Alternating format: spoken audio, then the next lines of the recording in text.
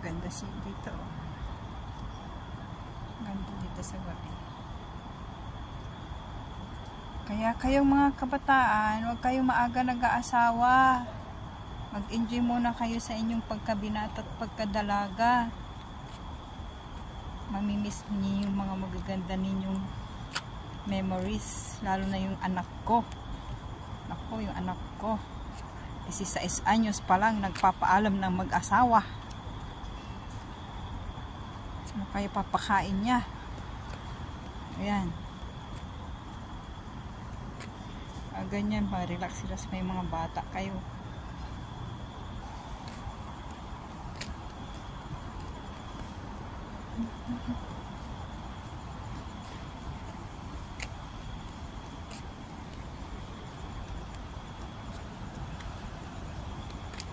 Ganda dyan. Kakarelax. Yan. Pag may problema kayo, tumingin-tingin lang kayo sa mga magagandang tanawin. Ang sarap mabuhay. Yan. Na may problema, daanan nyo lang yung problema na yan. Ako, grabe. Ang dami-dami kong problema. Kung iniisip yan, bahala siya mag-isip. Kaya kayo guys, simple lang ang buhay. Huwag mong problemahin. Lilipas din yan. Hindi tayo binigyan ng Diyos ng problema na hindi natin kayang solusyonan. Ayan. Akala ko buwan yun. Hindi pala siya buwan. Ilaw. Ayan.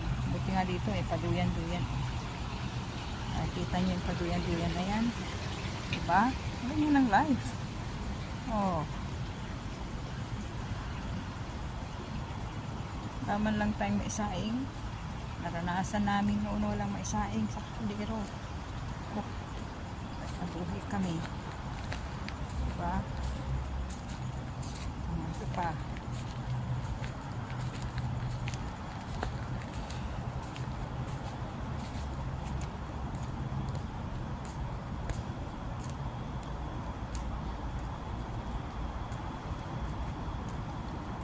Hindi dinidudib ang problema.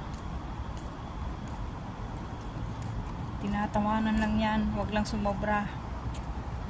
Kasi pag sumobra, hindi na yung problema sa buhay. Problema na yan sa pag-iisip.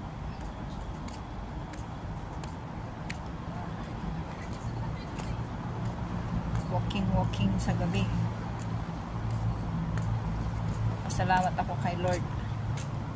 Thank you Lord. Walang hanggang pasasalamat. Pusong pasasalamat. Alam niyo po yun. Sa kaibuturan ng aking puso, ako'y nagpapasalamat. Maliit man o malaki, ako'y masaya pa rin. Di paano yan? Hanggang sa susunod na naman nating pagkikita, mga ka-reels, ka-Facebook. Medyo malaya pa tayo ngayon.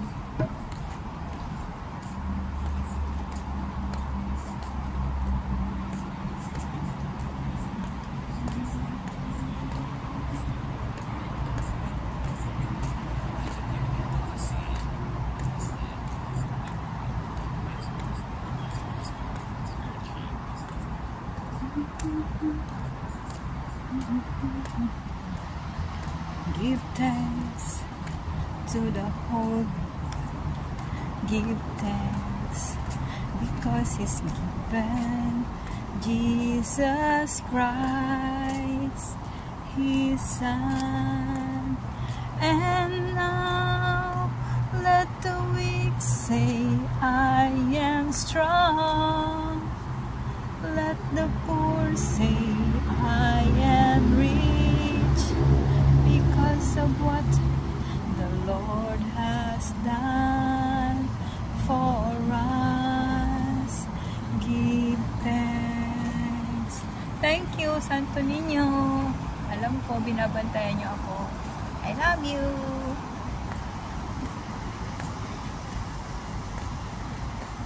Please hear my prayer.